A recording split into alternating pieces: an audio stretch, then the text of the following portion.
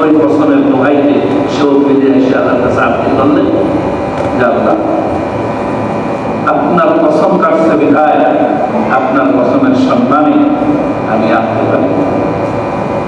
এখন বাকি উনি তো 103 জনের কাহিনী।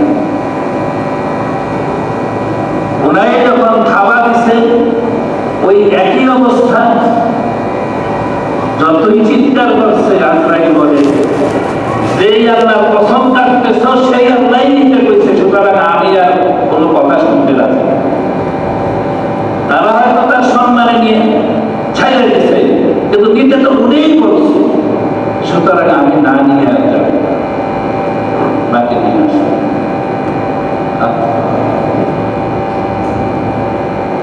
মক্কা এবং তায়েফের মাঝখানে মাটিটা রাখতে বলছে। এটা তখন জমিনেও হইতে পারে বা সেই জান্নাত আসমানে, জান্নাতের মধ্যে আর জমিনের মধ্যে কোনো অন্তরায় নাই, সুতরাং জান্নাতের কোনো জায়গায় হইতে পারে। কোনো কোনো কিতাবের মধ্যে পাওয়া যায় জান্নাতুল আদন এটার মধ্যে সৃষ্টি করছে। মাটিগুলি কি মাটি? পচা গন্ধযুক্ত কাদা, এই মাটি সব কোরআনের মধ্যে আছে। 40 মণ মাটি যখন আসছে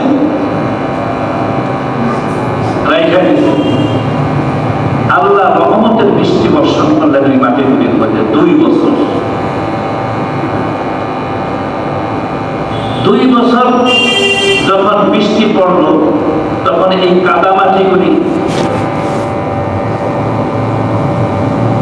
ক্ষণক্ষণে একটা মানে পরিস্থিতির সৃষ্টি, ক্ষণক্ষণে মাটির কথা বলা হয়েছে। 4র্থ বছরে এই 2 বছর ছিল কাদা মাটি, 2 বছর পরে হইল ক্ষণক্ষণে মাটি। 6ষ্ঠ পরবর্তী 2 বছর হইল শুকনা টনটনে। 8ম বছরে এটা দিয়া আল্লাহ তাআলা আদমের আকৃতি ফেরেশতাদের দিয়ে বানাইলেন। 60 হাত লম্বা, 60 হাত চওড়া, এই পর্যন্ত বানাইয়া, গলা পর্যন্ত বানাইয়া আল্লাহ বলেন এইবার থামো, এইটুকু জায়গা আমি নিজ কুদরতি হাতে বানাবো।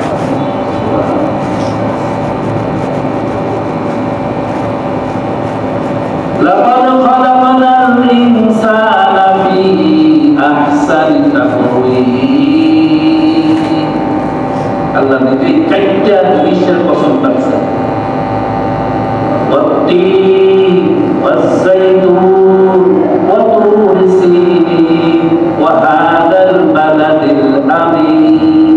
4 জিনিসের কসম করে আল্লাহ বলতেছে লাকাদ খালাকনাল ইনসানা ফি আহসানি তাকওয়িম। মানুষকে সবচেয়ে সুন্দর অবয়ব দিয়ে আমি সৃষ্টি করেছি, সৃষ্টি করে আর দীর্ঘদিন রাইখা দিয়েছি। রাইখা দেওয়ার পরে ইবলিস জান্নাতের মধ্যে একজন ঘুরতে গিয়ে দেখে যে বিশাল আকৃতির তীর বানিয়ে আছে। ইবলিস কি করলো? তখন ইবলিস তৈরি গিয়া ফেরেশতাদের সর্দার, 70,000 ফেরেশতা সহ দেখে যে আইসা মাটির মধ্যে তখনও আদম পড়ে রয়েছে, তার মধ্যে তো রুদা হয়নি, সে একটা অপমানের দৃষ্টি দিয়ে চলে গেছে। কারণ এতদিন তো পাওয়ার তারই ছিল, এখন আল্লাহ আবার এটা কি বানাইতেছে, এটা দিয়ে আবার কি করবে, তার সমকক্ষ কিছু হইতেছে কিনা, এরপরে তুচ্ছ জ্ঞান করিয়া অপমানের একটা দৃষ্টি দিয়ে এসে চলে গেছে। এরপরে আব্দুল্লাহ ইবনে আব্বাস রাদিয়াল্লাহু তাআলা আনহু বলেন, বেশ কিছুদিন পরে ইবলিস আবার আসছে, একা একই আসছে, আইসা আদমের ভিতরে ঢুকছে। ঢোকার পরে সে সব জায়গায় ঢুকতেছে, কিন্তু নাভি থেকে যখন ছিল, কলব আর নাভি তো বেশি দূরে না, প্রচন্ড তাপ অনুভব করবে। সে এটা কি কিসের তৈরি? আগুনে। তারপরেও সে তাপ অনুভব করবে, সে আর টিকতে পারলো না, বের হয়ে চলে আসছে। তখন ক্রোধে আদম আলাইহিস সালামের শরীরের বিষয়ে থুতু দিতে বলছে। থুতুটা পড়ছে যে আদম আলাইহিস সালামের নামে যে জায়গাটা, এটা তাফসীরের কিতাবের মধ্যে লেখে যে তখন হাদিসেও আসছে, আল্লাহ রাসূল বলেন, ওই যে বলছিলাম না যে আদমের রাসূলের বয়স কত আর জিবরাইলের বয়স কত, একদিন বলছিলাম না, তো রাসূলের রূহ নূরের তৈরি রূহটা, এইটা তো সব আসমান জমিন লৌহ কলম যা আছে সব কিছুর আগে আল্লাহ তাআলা বেশি শিখে রেখে দিয়েছেন। আশা আজিমে আল্লাহ রাসূলের সেই রূহটা আল্লাহ জিকির করতেছে। আল্লাহ তাআলা জিবরাইলকে নির্দেশ দিলেন যে ওই যে ইবলিস যে থুতু ফেলছে আদমের গায়ে, ওইখান থেকে মাটিটা উঠে এলো। তারপরে জিবরাইল আলাইহিস সালাম উঠাইছে, ওইটা দ্বারা কুকুরকে সৃষ্টি করছে। আর রাসূলের যে নুরানি রূহটা, ওখান থেকে এক ফোঁটা ঘাম জমিনের বুকে পড়ছে, ওই জায়গায় যেই জায়গায় আদম আলাইহিস সালাম দাফন কিন্তু আছে। আল্লাহ তাআলা বলেন, জিবরাইল ওই এক ফোঁটা ঘাম রাসূলের রূহ মুবারক থেকে পড়ার কারণে ওই জায়গাটা এত সুগন্ধি হয়ে গেছে। এরপরও আল্লাহ বলেন যে মেশকাম্বর দিয়ে যে জানো মাগো মাইখা আদমের চেহারা মুবারক সব জায়গায় মাইখা দাও। আদমের চেহারায় সব জায়গায় মাইখা দেওয়ার কারণে তার চেহারা আরো নূরান্বিত হয়ে গেল। এখন আল্লাহ তাআলা ফেরেশতা পাঠাইলেন আদম আলাইহিস সালামের শরীরের মধ্যে কি দিবেন? রূহ দিবেন। তো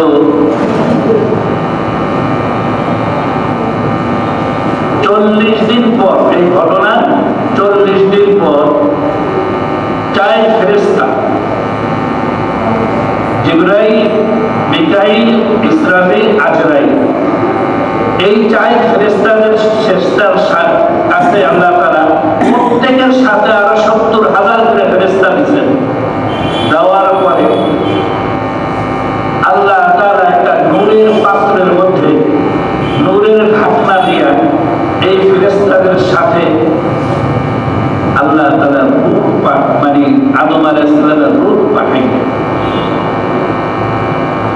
এখন ওনারা আইনা পাত্রটা যখন খুললেন, আল্লাহ আদেশ করতেছেন, মাথার কাছে খুললেন যে তুমি মাথা দিয়ে প্রবেশ করো। রূহ আদম আলাইহিস সালামের চতুর্দিকে 7টা চক্র দিয়েছে এবং বলে যে আল্লাহ এটার ভিতরে অন্ধকার, কাদামাটি, দুর্গন্ধ, এটার ভিতরে আমি ঢুকবো কিনা। আল্লাহ বলেন যে তোমার অনিচ্ছাকৃত ভাবেই হোক। যখন উনি ঢুকলেন, রূহ ঢুকলো, আর রূহটা কি দেখা যায়? রূহ দিয়া, রূহ কি জিনিস এইটা নিয়া তাফসীরের কিতাবের মধ্যে লেখা আছে, উলামায়ে কেরাম ফকিহগণের 1000 মত পর্যন্ত পড়ছে। ইমাম গাজ্জালী রাহমাতুল্লাহ আলাইহি আর ইমাম রাজি রাহমাতুল্লাহ আলাইহি 12টা পর্যন্ত পড়ছেন। তারপরও ব্যাখ্যা বিশ্লেষণের শেষ নাই। শেষ পর্যন্ত ওই কথাই আসছে, ওয়াসআলুনাকা আনির রূহ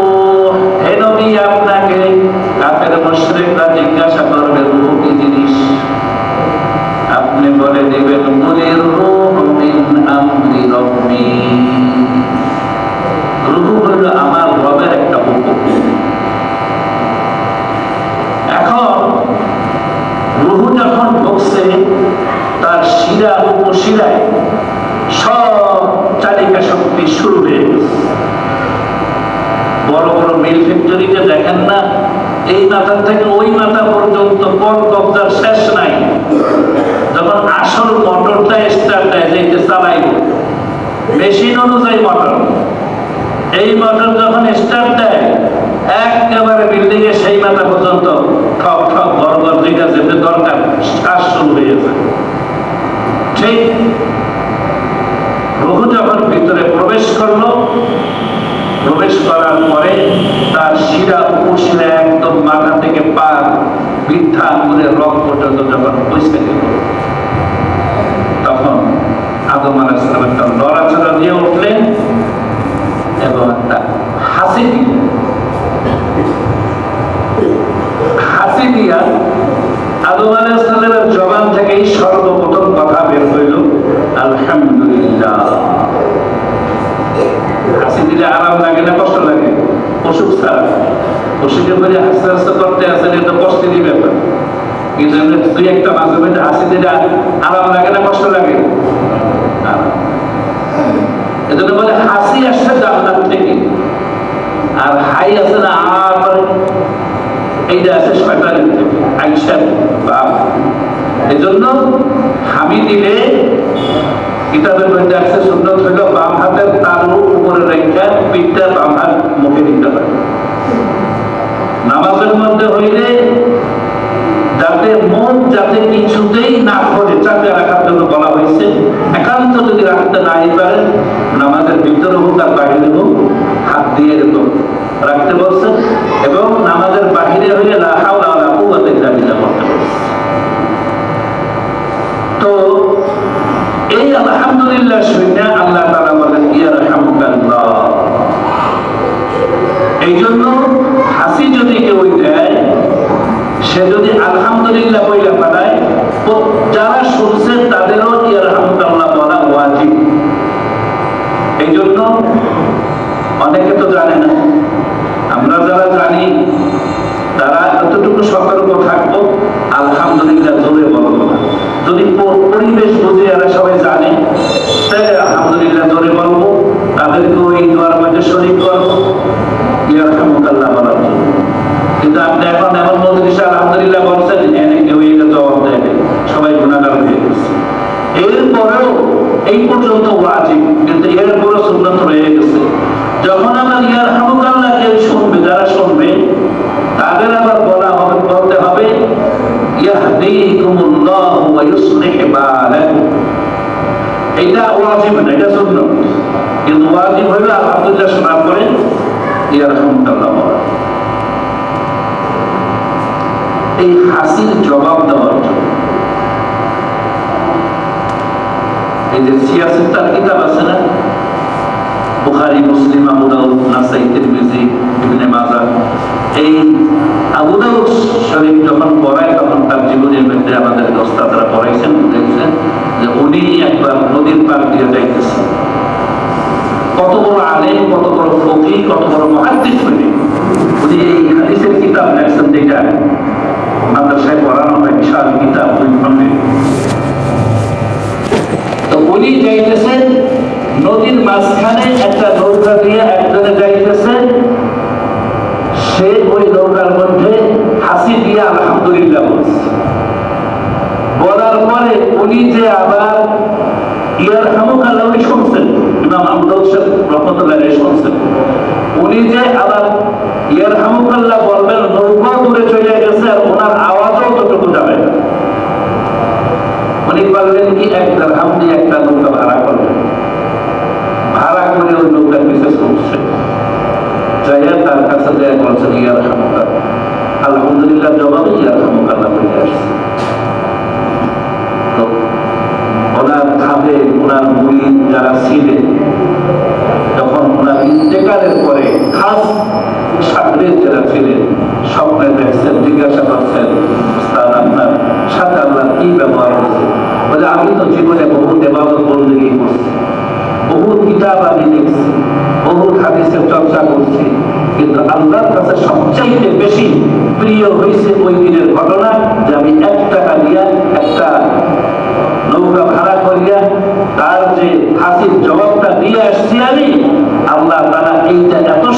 সন্তুষ্ট হয়েছেন, আর জীবনের সমস্ত ইবাদত বন্দেগী লেখনী পড়ানি কিচ্ছুই আমার সামনে আসে নাই, ওইটা উসিলা দিয়ে আমার জিন্দেগি গুনাহ মাফ। তো হাসি দিলে আমরা এরকম আমল করার চেষ্টা করবো। যাই হোক, এখন আল্লাহ তাআলা, এটা তো সার সংক্ষেপটা বললাম। এখন আল্লাহ তাআলা কোরআনের মধ্যে বলতেছেন সূরাতুল হিজরের মধ্যে 14 পারায়, ওয়ালাকাদ খালাকনাল ইনসানা মিন সালসালিম মিন হামাইন মাসনুন। আমি মানুষকে সৃষ্টি করেছি পচা কাদা বিশুষ্ক ঠনঠনে মাটি দ্বারা। ওই পচা কাদা মাটিতে জমায় রাখছে, 2 বছর 2 বছর পরে এক একটা পরিবর্তন করছে। এটা যখন শুকায় ঠনঠনে হয়েছে, তখন আদমের স্ট্রাকচার বানাইছে। সেই কথাই বলছে।